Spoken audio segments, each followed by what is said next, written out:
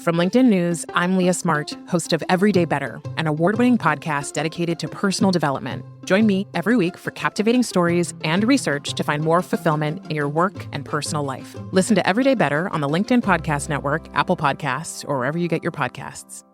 The HP AI PC breaks language barriers instantly by translating up to 44 languages in real time, powered by the Intel Core Ultra processor. With the right tools, work doesn't have to feel like work. Learn more at hp.com/AI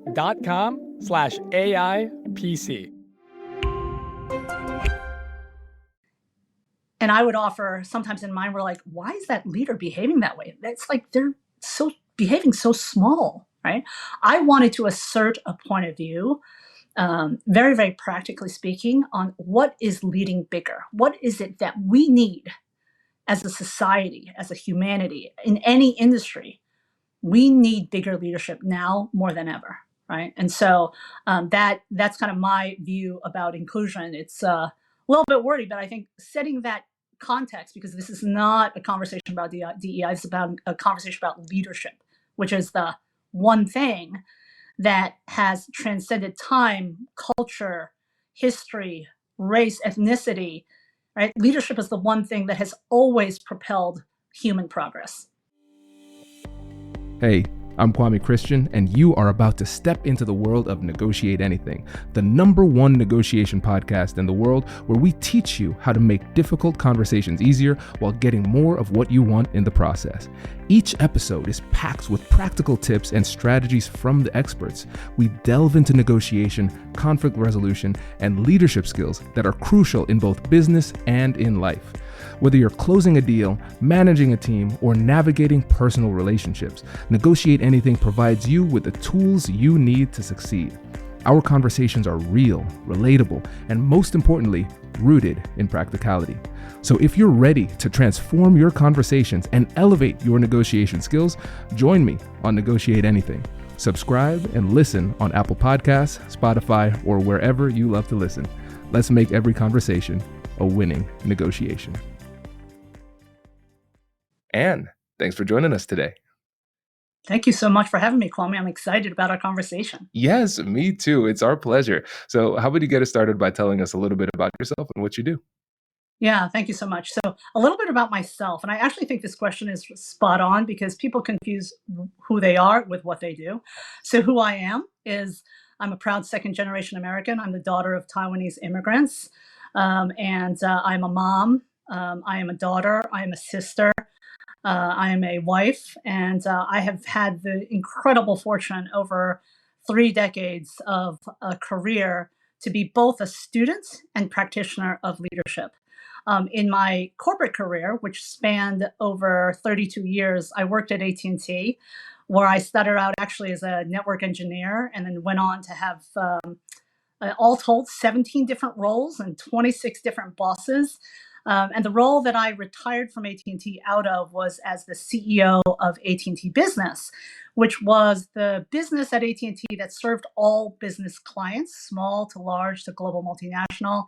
It was a $35 billion business with 35,000 people around the globe, and it was a fantastic job. I had that role through COVID. Actually, I was appointed in 2019. Then the world changed, and it was wild and rewarding. Now I am in a phase that I call my rewirement. So I have not left the workforce by any stretch. I just stopped working for one company, and I'm living a little bit of the portfolio life. I serve on a couple of public boards, the Franklin Covey, 3M, and CSX. And I'm also a senior fellow and adjunct professor at Kellogg Northwestern. And I actually have just recently written my own solo book, and then I do keynotes like you. I think Kwame, I'm like a mini aspiring you, is what I think I am. So. Oh, that is funny. And she has a sense of humor, everybody. And thank you. This is great. And we're so excited to have you here because you've had an incredible career and it continues to grow and continuing to serve people all over the world.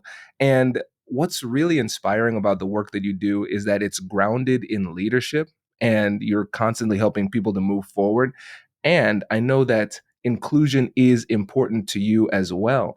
And with this, I think it'll be a great opportunity for us to talk about your most recent book. And then we can talk about the negotiation and sales skills that will be necessary in order for people to lead in the way that you suggest in your books, too. Yeah, absolutely. So Kwame, I will say, because it is an honor for me to be part of Negotiate Anything, is that I actually spent over half of my corporate career in B2B sales.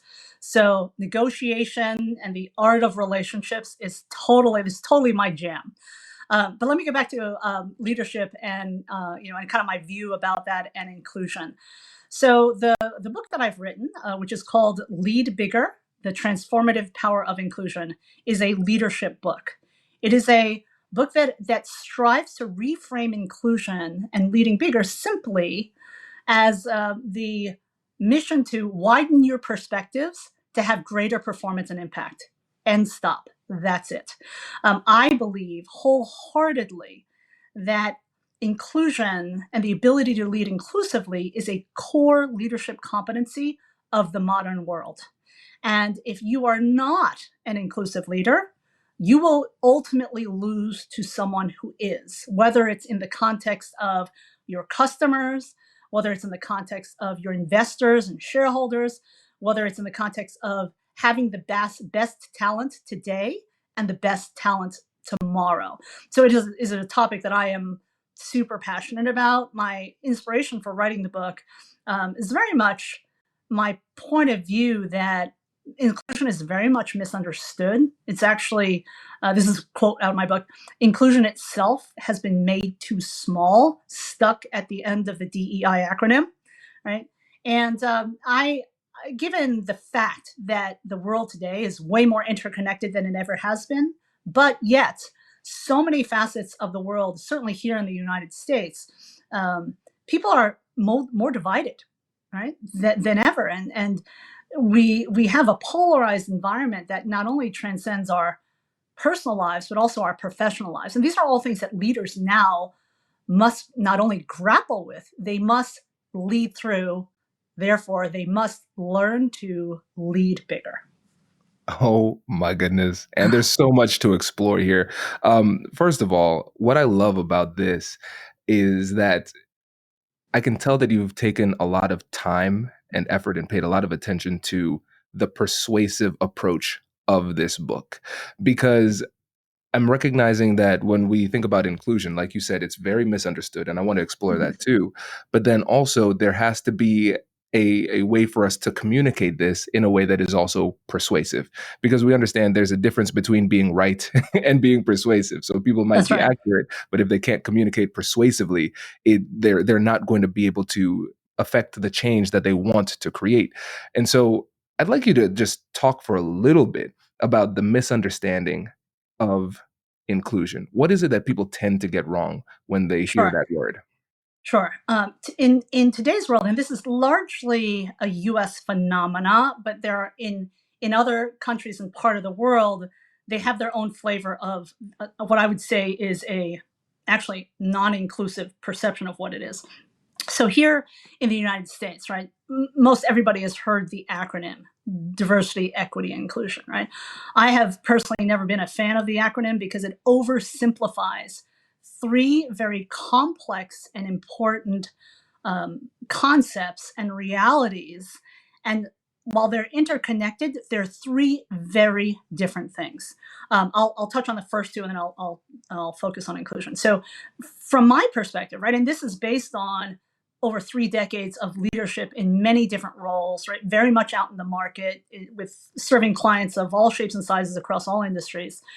Diversity just is a fact. Okay, it's just a fact. The world is changing. Demographics of the world are changing.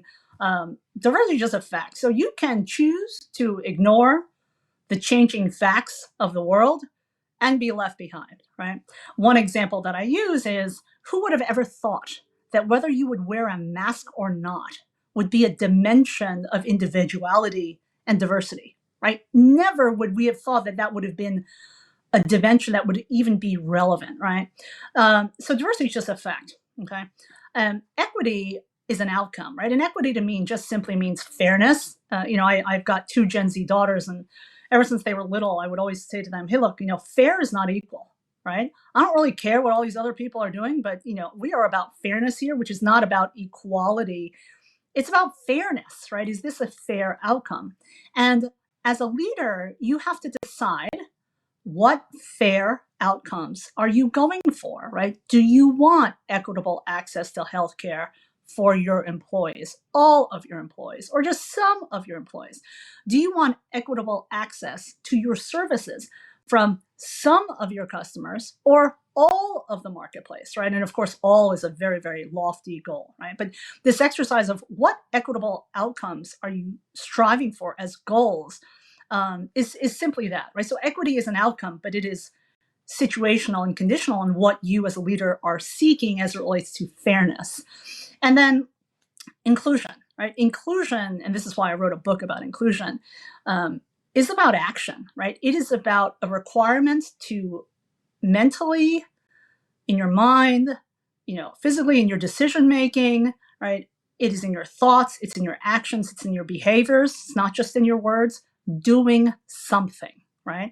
And what the current DEI conversation has been about has really been limited to issues of gender and race and representation. And that is it, right? Inclusion is so much more. Again, come back to my definition of leading bigger and inclusive leadership, which I talk about synonymously. It's about widening your perspectives for greater performance and impact. That means that you will need to surround yourself with different people, that you'll need to expose yourself to different and diverse sets of data, right? Different and diverse points of view, right? And that is what inclusion and leading inclusively is about. There's so much, there's so much studies out there about how inclusion yields better results in terms of innovation, in terms of decision making, in terms of return on investment, in terms of growth. And so I just feel like the discussion around inclusion has been actually very, very much misguided. So when I talk about inclusion, I talk about it as a necessary trait of bigger leaders, right? We certainly know that when we see a behavior, right? And I would offer, sometimes in mine, we're like, why is that leader behaving that way? That's like, they're behaving so small, right? I wanted to assert a point of view, very, very practically speaking, on what is leading bigger. What is it that we need as a society, as a humanity, in any industry? We need bigger leadership now more than ever, right? And so that's kind of my view about inclusion. It's a little bit wordy, but I think setting that context, because this is not a conversation about DEI, it's about a conversation about leadership, which is the one thing that has transcended time, culture, history, race, ethnicity, right? Leadership is the one thing that has always propelled human progress. Hello, my friends. Before we get back to today's episode, I want to ask you a question. Have you ever wondered how to elevate your team's negotiation game and how you can help the folks on your team have better, difficult conversations? At the American Negotiation Institute, we offer transformative keynotes and workshops tailored to empower professionals with top-tier negotiation and conflict resolution skills. Whether it's a keynote for your next event or hands-on training for your team, we've got you covered. Don't just negotiate. Master the art with the American Negotiation Institute. Click the link in the description to find out more. Elevate, negotiate, and succeed. Introducing the HP AI PC, your powerful AI assistant. Easily search through personal files, gain valuable insights, and make smarter, more informed business decisions. Unlock the future of work today with the HP AI PC, powered by the Intel Core Ultra processor. With the right tools, work doesn't have to feel like work. Learn more at hp.com/AIPC.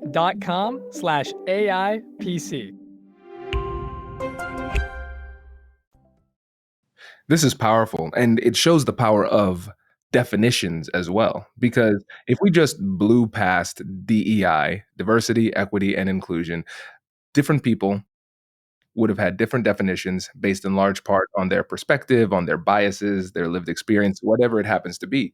And a lot of times these conversations I was going to say they go off the rails, but a lot of times they have never even been on the rails because we have people who are talking about vastly different things, but using the same words. Yes, 100%, right? 100%, right? And I think this is where the idea of negotiation, the practicality of having to not just deal with other people, but having to work with other people, connect with other people, be vulnerable with other people, empathize with other people, becomes so critical, and is necessary for bigger leadership. Agreed. Agreed. And this is a great segue into the persuasive approach that you utilized as you are describing this, because as we're talking, it's clear that you believe this. So Mhm. there's authenticity rooted in the approach, but also it is rooted in pragmatism and practicality. And you're utilizing language that business leaders can respect and understand. And especially when you think about the fact that a lot of times this is a very US based phenomenon. Both of us are in the United States, and it trickles into other countries in different ways. Just the terminology that you used at the beginning to describe your methodology is perfectly aligned with what business leaders in America would want to pay attention to. So it's about widening your perspective for greater performance and impact. Yeah, And if you don't figure this out, you will not win, you will lose to somebody who has. that's right. And in our society, it's about winning and losing, impact and outcomes.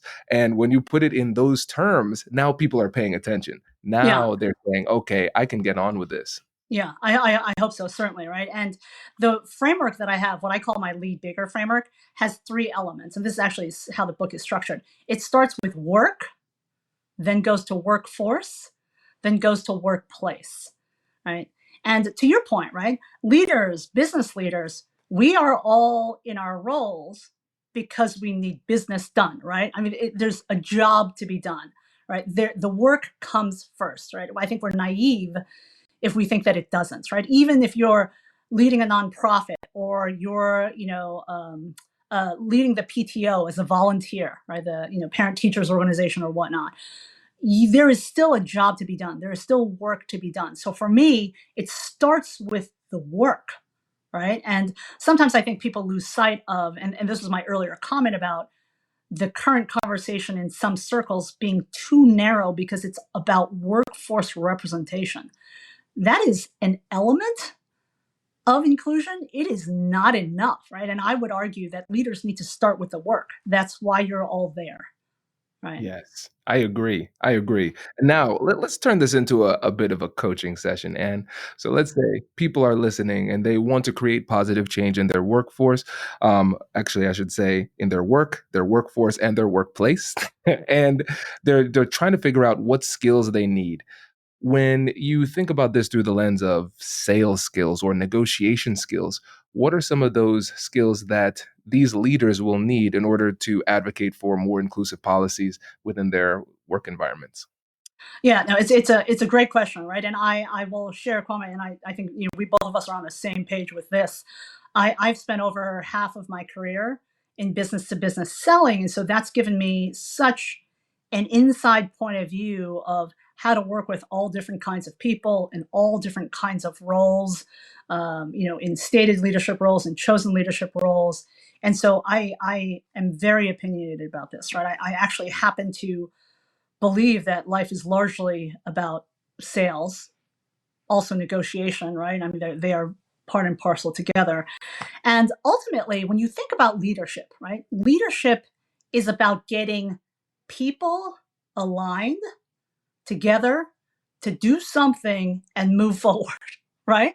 It's about getting the job done, right? Whether it's one person, two people, thousands of people, right? Whether it's even compelling, right? Whether it's compelling potential future customer base, whether it's going to seek for a different set of investors, right?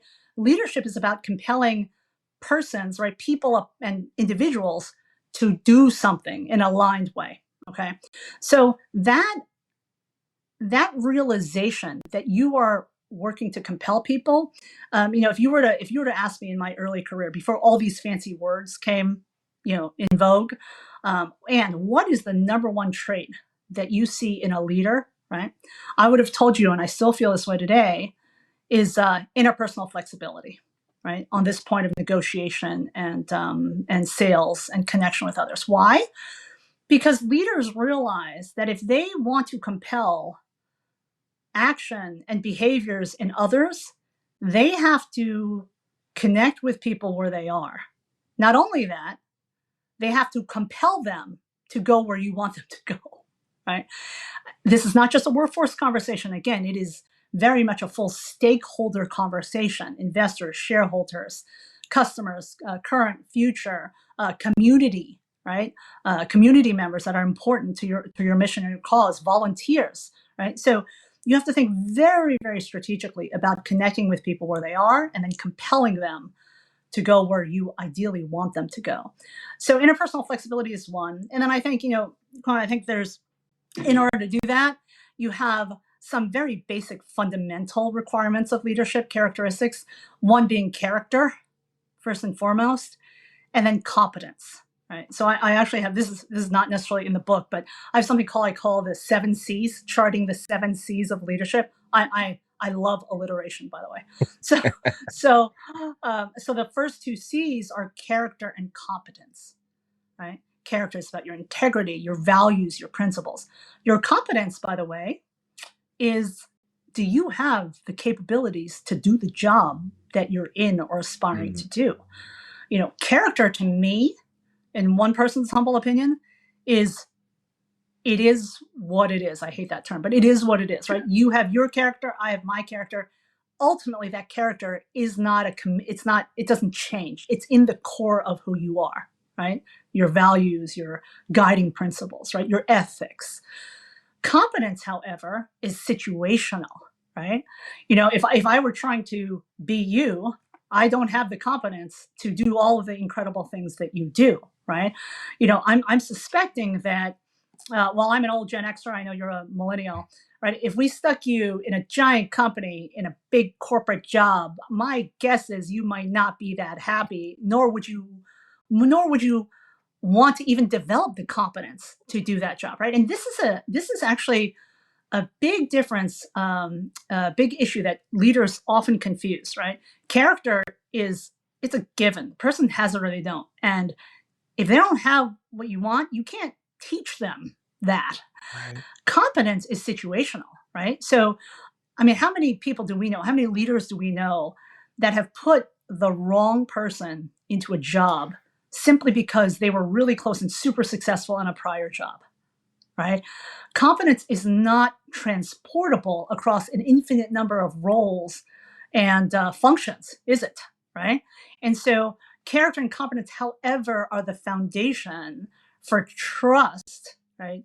And trust is required if you're going to compel, negotiate, connect with people to go and do something that you want them to do, that you aspire for them to do, right? If you are not a trusted brand, if you are not a trusted person, if you are not a trusted team, the probability of your success in getting the outcomes that you want and the performance that you want is lower, right? So character and competence are the 2 foundations for trust. Oh my goodness. This is great. I think one of the things that's really resonating with me too is, and I don't know if this was an intentional type of move, but regardless, it's brilliance. Because when you think about competence as one of the key characteristics of leadership, every Yeah. leader would aspire to be competent, right? That's their ego would necessitate the fact that both they feel that they are themselves confident, and the people that are on their team and the people who are in their social circle both say that yes, you are competent. And when you think about inclusion as a leadership skill, a core competency of leadership, then it kind of triggers the ego a little bit, because these are people who are leading and they're usually in that leadership position for a reason. They've performed really well and they see themselves as very competent. And then when you say, oh, wait a second, the business world has evolved, and now, even though in every other aspect of my business and my life I'm very competent, this has come up and I am not competent in that. I feel like that is Yeah. a major motivator for them to fix this, rather than trying to go the more altruistic route and say, hey, this is what you should do because it's the right thing to do. Yeah, absolutely, right? I mean, what makes us think as people, right? As leaders, aspiring leaders, as practitioners, as students of leadership, that everything in the world is changing, right? Technology is changing, the environment is changing. I mean, just right, the world is changing, right? What makes us think that leadership should not evolve with the Wow. times, right? And this was again a big part of the inspiration for my book. I'll give you an example just to piggyback on your comment about, hey, you are a leader because you were so successful in one sense, but now why would I have to change? Why do I have to change my or evolve my leadership approach, right? How do I lead bigger? A perfect example is pre-pandemic and then post-pandemic as relates to hybrid work, right? Pre-pandemic, you had teleworkers, you had people going, where going to work was a physical thing, all right? What the world learned throughout the pandemic was that there's actually a lot of work that you can do without having to go to work and go to an office, right? Go to a location. And so, such a huge portion of the world went flex work, right? Hybrid work, right? Or even virtual work for many, many people. What we see now, 4 or 5 years after the pandemic, is a move by some leaders to return to the office, right? RTO. Let's go back to work. Wait a second. We've been working this whole time, right? And some leaders have grown up in an era where they can lead if people are physically under their thumb in office buildings, right? Or in branch locations or whatever.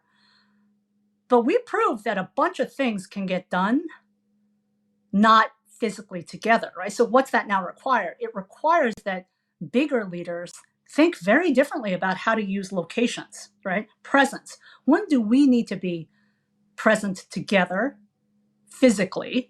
When do we need to be present together like you and I are now, synchronously but digitally, right? Very, very effective.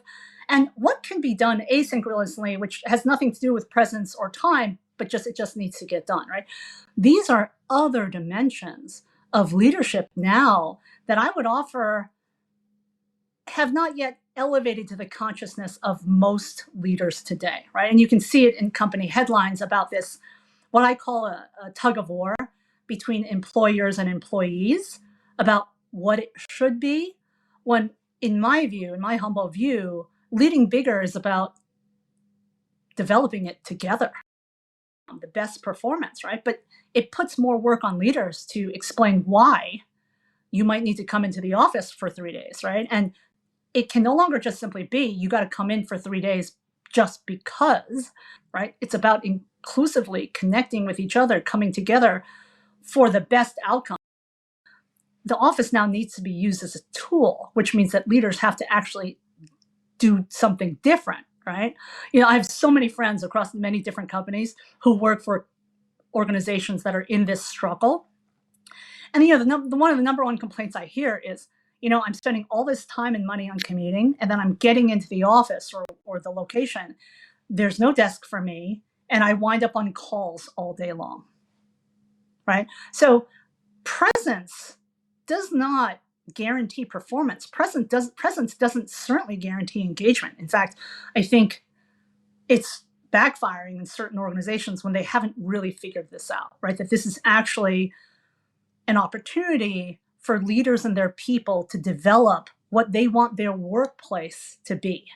So, Oh, this is incredibly exciting because I know that there are a lot of people who are listening to this, and there's going to be some people who say, I never thought of inclusion in this way. I was already on board, and now I have a new paradigm. And there's a new approach for me. My yeah, perspective has widened, and that's beneficial. And now I think there's some people who were completely off the board, right? They were just saying, hey, listen, yeah, this is not my thing. And perhaps they were listening to people who were saying that DEI is divisive, and depending on how it's implemented, it could be potentially, yes, but yes, there is a bias against that acronym itself now. And so they're saying, okay, this is a core leadership competency. I want to evolve. I want to be better. So, and for those people, what would you say is a good starting point for them if they want to improve their ability to be an inclusive leader? Yeah, so I'll give a couple just as almost little teasers for the book, because obviously I wrote a bunch of pages about it. So I'll do my best to try to synthesize. So I'll give you one on work. I'll start with work, and then I'll go to workforce, and then workplace. On work, the first chapter of my book starts with purpose. Okay. Leaders can think very deeply about what is the purpose of their group, their team, their organization, their company, whatever the scope of that person's purview is. Because a bigger leader's job is to advance meaningful work. The question is, are the people in are your stakeholders viewing your work as meaningful, right? What is the purpose of your team, right? What would happen if your team went away tomorrow, right? And these are, this is kind of the way that I approach the book, which is a couple of prompting questions, and I'm intending for it to be very practical to help people with that. So to start leading inclusively, you've got to start with your work, and you've got to start with purpose and values, right? What I find, again, there's the mom of two Gen Z daughters, who one is in the workforce, one will enter hopefully after graduation this year, is the emerging workforce, the younger workforce, no longer will tolerate working for organizations where their purpose and values are misaligned. They just won't. They've grown up in a world that is highly transparent, right? That is very fluid, and there's almost no such thing as this idea of doing what I did, which was work in the same industry with the same brand for 3 decades. Right? It's just not even an aspiration, right? So purpose and values are foundational, and if you don't know what they are, and you don't know what your people don't know what they are, and you can't articulate them, you must start there. It is about the work itself. Okay, let me go to workforce. Workforce. I'm just going to give a little tiny bit here, because it's quite nuanced. But one of the tenets around inclusion, right, is this idea of different perspectives, right? I mentioned to you earlier about one of the key leadership characteristics being interpersonal flexibility, right? Which means you're going to go connect with that person where they are, and you're going to work hard to understand them and empathize with them and care about them because you want them to do something, right? So you have to and you need to do all of that to compel them to action, right? Whether it's compelling a competitor's customer to switch service to yours, whether it's to compel a skeptical investor to give you a good rating right after a weak earnings call, whether it's trying to recruit some top talent, right, that you haven't in the past had access to, right? So this two-way point of view from a leadership standpoint is really important. I have always viewed the workforce, my people, to be something that is it's vital. It must have energy. It must have a life force. It is ongoing and ever going. So I have worked hard throughout my career to think about what some people would call the employee life cycle. It's a word that I don't particularly like because it indicates a beginning and an end. More about the life force, the vitality of your workforce, right? Today, with social media, a disgruntled employee can take you down, right? A disgruntled employee or disgruntled customer can take you down, right? And really negatively impact your brand value, right? So you have to think much more comprehensively about the people who are in your organization, whether they stay for a year, 6 months, or 20 years, right? And think about every stage of their evolution with you, not only from your point of view, right? Yeah, I want productivity and I want engagement, but from their point of view, which is they want to contribute, they want to be recognized, right? This is hard work, but this is what inclusion is all about. And then on workplace, I'll just reinforce what I mentioned earlier using the return to the office, back to the office example, which is flexibility is king here. Not only your interpersonal flexibility, but are you developing a workplace? And when I say workplace, I mean the overall work environment. Mm-hmm. I use workspaces to refer to the actual physical where people work, whether it's in their car, at their home, at an office site, at a manufacturing plant, or whatever. So the overall workplace is one that flexibility is key. Back to the point of Gen Zers. I have some of my daughter's friends who their requirement for a workplace is not simply around the salary. It's, is it hybrid or not? Right. And there are more and more people who are like, I'm not going in anywhere 5 days a week. Right. I will go in 3 days a week, but for me and my life, right, my job has to fit into my vision of my career, which fits into my life. Right. I know when I was coming up as a professional, that was not the case at all. You had your professional life and you had your personal life, and they were separated by a commute. Right.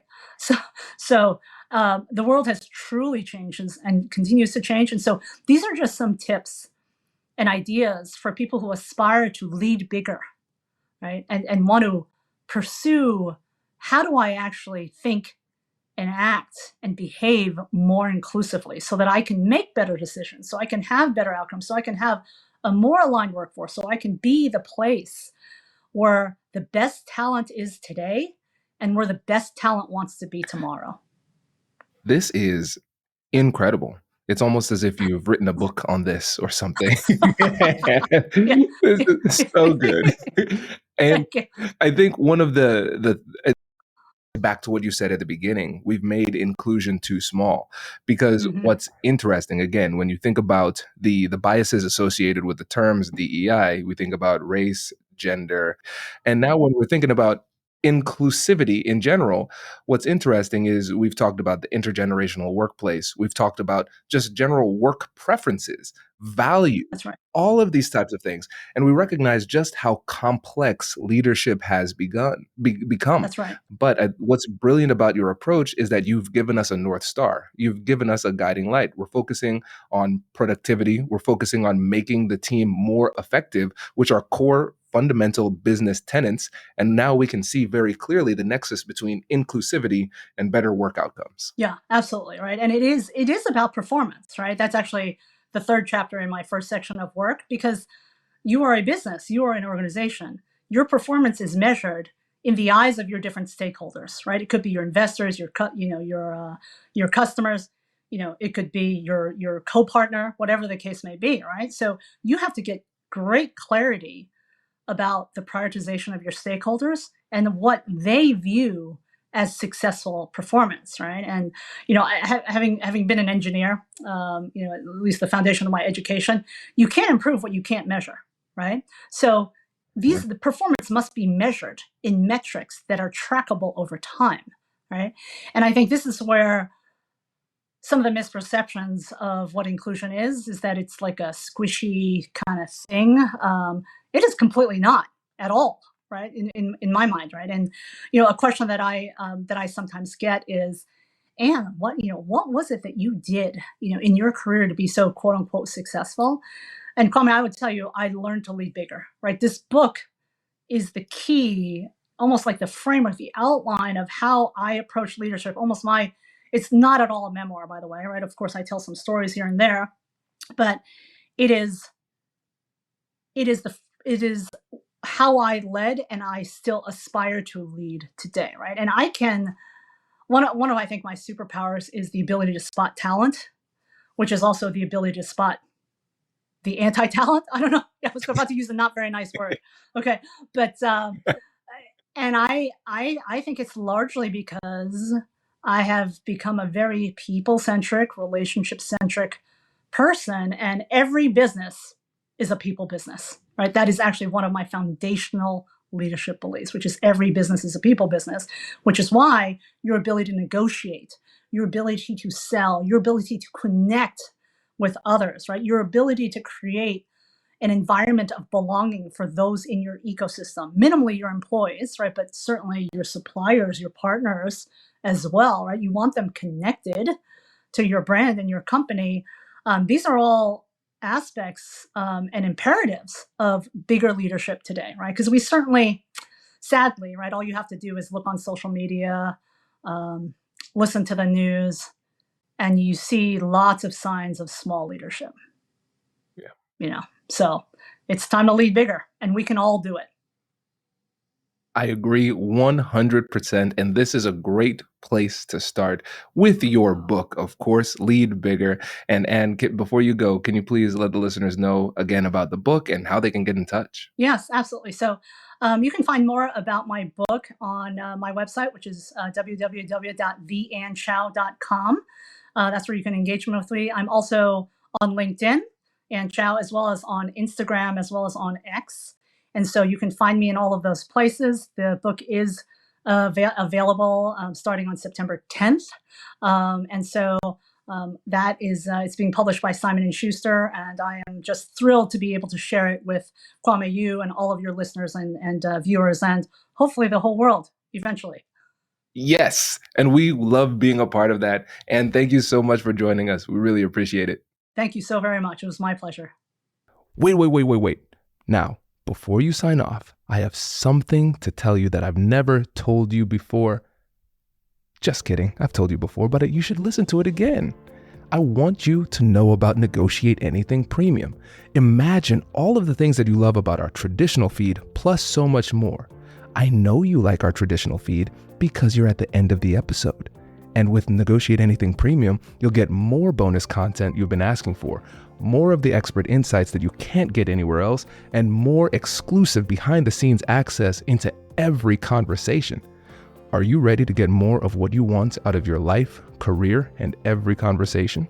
With Negotiate Anything Premium, you'll have access to more high-level, custom-designed content and insights, giving you the tools you need to negotiate higher salaries, better deals, and better relationships in your life and career. Once I had a listener share that Negotiate Anything helped her to negotiate a $53,000 raise.